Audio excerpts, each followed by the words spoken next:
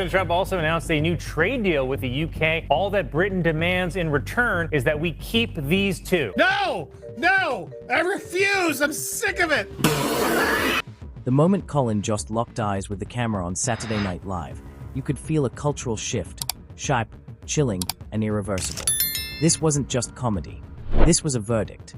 A national vote of no confidence in the Sussex saga. The fairy tale was officially over.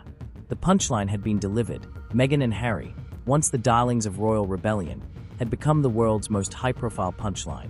To unravel how the Sussexes fell from global fascination to comedic fodder, we have to follow 3 critical threads. She really wants attention. And so this is really her biggest PR problem, that she thinks she can hire consultants to solve or hire Netflix to solve, but it's not going to work. She suffers from such a rare disorder of being unable to just be a human.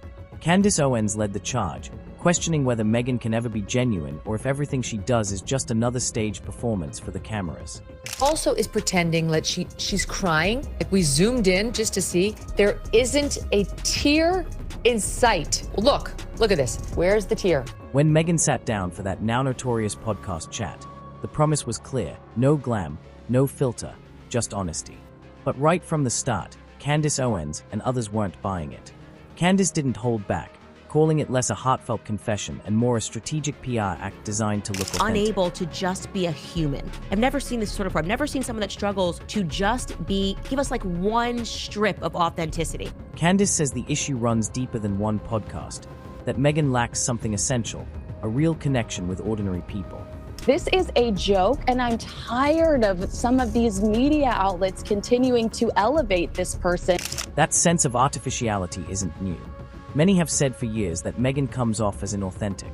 As Maureen Callahan bluntly put it, She had the hair blown out. It was perfect. I do not believe that she was makeup-free there. She didn't have eye makeup on, which is a different thing. that podcast was supposed to be a breakthrough moment, a chance to finally connect.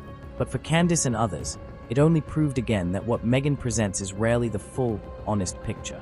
During the show, Meghan teared up while reading a supposed letter to her kids, wiping her eyes and remarking how freeing it was to not wear makeup. "Oh, I wasn't expecting that," she said. "That's why it's so nice not having makeup on." But for Candace and many others, those weren't touching motherly tears, they screamed performance. The timing, the tone, the conveniently mentioned no makeup detail, it all felt too rehearsed, too deliberate. The internet exploded with claims of crocodile tears and manufactured emotion. Critics said it looked like a sympathy play, a way to paint Meghan as a tender, misunderstood mom. One commentator even joked, "Want to look relatable? Just cry about your kids." And it's not the first time Meghan's been accused of dramatizing emotion. Her detractors say it's a pattern, playing the victim even while surrounded by wealth and privilege. Megyn Kelly has especially called this out, framing it as a deliberate image strategy. She suffers from such a rare disorder of being unable to just be a human. Do you know what I mean? Kelly doesn't sugarcoat it. Her take is that Meghan's perpetual poor me narrative is a key part of her brand, and it's all by design. You will never convince America. The Brits are onto you, America's onto you, the world at large is onto you. You're never going to convince anyone that you're authentic. Meghan probably thought those teary moments would reveal her true self, but for Candace and others, they only proved the point, that she's an actress who never drops the act. Oh, I wasn't expecting that one. This is why it's so nice to not have makeup on. Candace often highlights Meghan's unbelievable life trajectory, the fairy tale transformation she loves to showcase, as part of the problem. It's the idea that she reinvented herself overnight. How to be a mother? Oh, I know, you go crying about how much you love your kids. But that story doesn't sit right with most people. It fuels the belief that we're not seeing the real person. Candace even argues Meghan's acting career flopped because she lacked that core authenticity. She simultaneously plays the victim. My castle's too small. The queen was mean to me. They won't let me call myself Her Royal Highness anymore. Callahan agrees, saying Meghan's craving for approval and affection is obvious, and that's exactly why she struggles to connect. She is a malignant narcissist who cannot get enough of herself. Callahan also traces Meghan's current image issues back to her early career, suggesting that the roots of her authenticity problem were always there. I mean, this is all a stage. You know, this is all just Meghan Markle's stage. We're expected to buy. All these real woman attempts, the simple outfits, the makeup-free shoots, the casual podcasts, come across as more PR spin. It's a confusing blend: actress, princess, lifestyle guru, entrepreneur. Michael Knowles summed it up best. If you don't like her, it's not your fault. It's because she's extremely unlikable, okay? She has the non-it factor. He said it's this jumble of roles and the emotional hollowness behind them that makes people feel Meghan isn't just unrelatable, but intentionally misleading. One thing Candace Owens always hones in on is Meghan's image as the ultra-busy, non-stop working mom, wife, and mogul. Meghan paints herself as someone juggling endless tasks, product launches, newsletters, Netflix edits, all while being supermom. She wants us to believe that she went from being a D-list actress to becoming Martha Stewart in 3 years. Like, this is totally authentic. But Candace and others say that "I'm so busy" narrative rings hollow. When you live with massive privilege and endless staff, complaining about being overworked sounds tone-deaf, not inspiring. I think I understand why it is she was a D-list actress, because she can't even act like herself. This disconnect between her words and her reality is a running theme in nearly every critique. The one thing she is dying to sell to us is relatability, and she can't get it across the finish line. Nothing shows it better than her claim that she was in the trenches as a working royal. For most, that was baffling. She was living in palaces, not battlefields. This is why she was never going to be more than like a D-list actress on a basic cable show. Like, you literally had a princess title. Then came reports, allegedly from Archwell's tax filings, suggesting she and Harry devoted barely an hour a week to their foundation at certain times. She's stuck because she was an actress who became a real princess, who wants to be an actress again, but has to continue to pretend to be a real princess. Even if the details are debated, it doesn't help her hard-working humanitarian image. To Candace and others, it's proof that Meghan's definition of work doesn't match real-world effort, making her sound completely out of touch.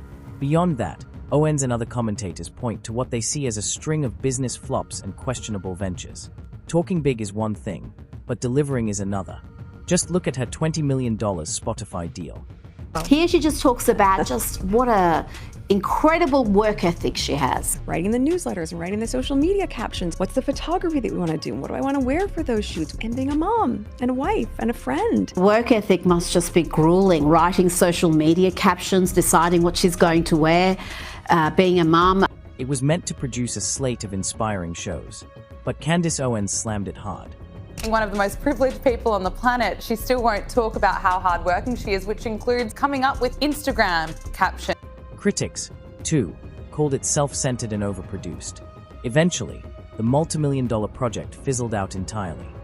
We never hear other real leaders talking about how hard they work. You just see it in their actions. But for Meghan Markle, of course, she's the exception.